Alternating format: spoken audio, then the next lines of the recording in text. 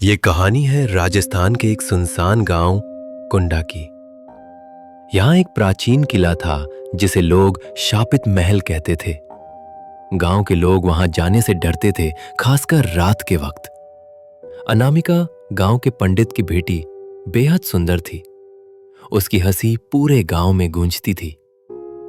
सब उसकी शादी का इंतजार कर रहे थे। उसका रिश्ता पास के गांव के एक अमीर लड़के अर्जुन से तय हुआ था। सब कुछ एक परी कथा जैसा लग रहा था। शादी की रस्में शुरू हो चुकी थीं। हल्दी, मेहंदी और संगीत, हर कोना खुशियों से चमक रहा था। लेकिन उसी दौरान अनामिका को अजीब अजीब सपने आने लगे। हर सपने में एक साया उसे लाल जोड़ा पहनने को कहता। कभी कभी वो सपने में खुद को किले के गेट पर खड़ी देखती, जहां काले घोड़े पर बैठा एक दूल्हा उसे घूर रहा होता। उसकी आंखें अंगारों जैसी लाल और चेहरा राख जैसा भूरा। एक रात मेहंदी के बाद अनामिका अपने कमरे में बैठी थी। तभी कमरे की खिड़की अपने आप खुल गई। ठंडी हवा में एक अजीब सी खुशबू आई, पर वो गुलाब की नहीं, सड़ी हुई लाश जैसी बदबू थी। अनामिका ने आईने में देखा, खुद को लाल जोड़े में, माथे पर बड़ा सा सिंदूर और पीछे वही दूल्हा। वो चीखते हुए बेहोश हो गई।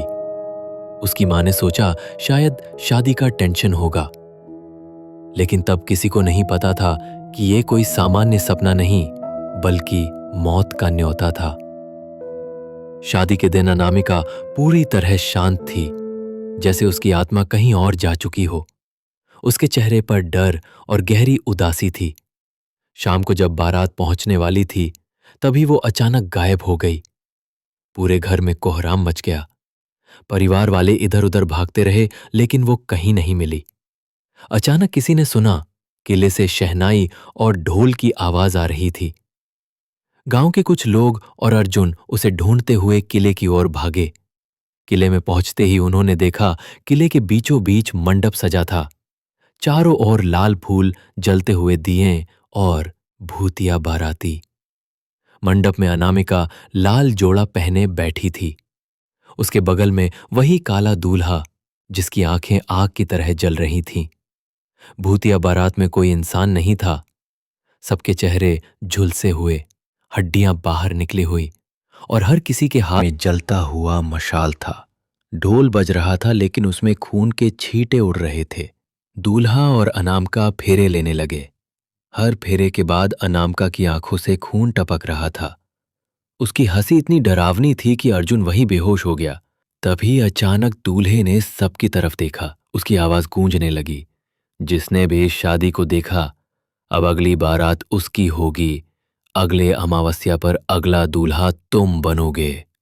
अर्जुन ने भागने की कोशिश की, लेकिन उसके पैर पत्थर जैसे भारी हो गए। गांव वालों ने खींचकर उसे बाहर निकाला। सुबह किले के बाहर अनामिका की अध जली लाश मिली। उसके लाल जोड़े के टुकड़े हवाओं में उड़ रहे थे। गांव वालों ने उसे वहीं दफना दिया। लेकिन उस दिन से हर अमावस्या को किले में शहनाइयां बजने लगीं।